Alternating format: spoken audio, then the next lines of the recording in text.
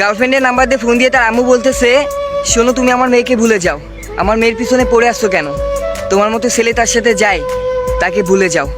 গার্লফ্রেন্ডের আম্মুর কথাগুলো শুনে অনেক খারাপ লাগছিল, কিন্তু কি বলবো, গার্লফ্রেন্ডের আম্মু ছিল তাই কিছু বলতে পারিনি।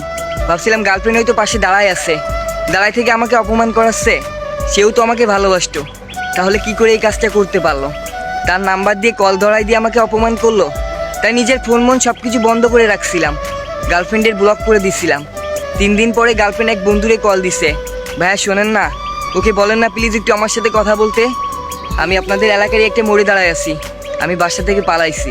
কথাগুলো শুনে বন্ধুর কানের থেকে ফোনটা নিয়ে নিলাম, নিয়ে হ্যালো বলে কথা বলার সাথে সাথে সে কান্না করে দিছে, দিয়ে বলতেছে, শোনো না, আমাকে বাসায় প্রায় 1 সপ্তাহ মতো আটকায় রাখছিল, তারপরে তোমার সাথে কথা বলার সুযোগ পাইছি, আজকে আমি বাসা থেকে পালাইছি।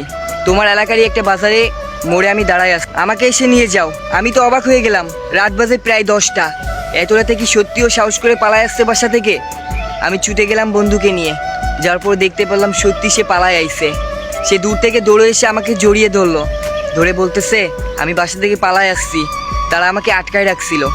সর্বশেষ তার ব্যাগের মধ্যে তার আম্মুর গয়না, তার গয়না আর অনেক টাকা পয়সা ছিল। এটা দেখে আমি ভয় পেয়ে গেছিলাম, হয়তো ভালোবাসা আমার জন্য সঠিক ছিল, কিন্তু এটা নিলে হয়তো আমি ফেসে যেতাম।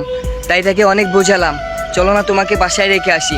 সে বাসায় যেতে চাইলো না, তার এক বোনের বাসা ছিল পাশেই, বললাম তাহলে চলো সেখানে রেখে আসি। তার বোনের কাছে অনেক জোর করে রেখে আসছিলাম, আর বলে আসছিলাম আমি তাকে ভালোবাসি, এই গয়নাগাটি টাকা পয়সা আমার দরকার নাই। সর্বশেষ তার বোনও আমাকে কথা দিছিল শেষবেশ তাকে আমার হাতে তুলে দিবে। কিছুদিন পরে হঠাৎ দেখি কথা বন্ধ হয়ে গেছে, জানতে পারলাম তার অন্য জায়গায় বিয়ে ঠিক করে ফেলছে। তাই আবারও যখন তাকে জোর করে বিয়ে দেওয়ার চেষ্টা করছিল, সে নিজেকে সেভ করার জন্য আত্মহত্যা করতে গেছিল।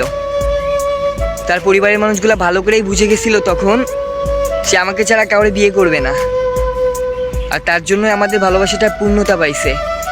সত্যি বলতে একটা কথা, ভালোবাসা যদি সত্যি হয় আর পাওয়ার ইচ্ছা থাকে মন থেকে, তাহলে পরিবার তো দূরের কথা, ওই আল্লাহ কপাল ভাগ্য চেঞ্জ করে দিতে পারে।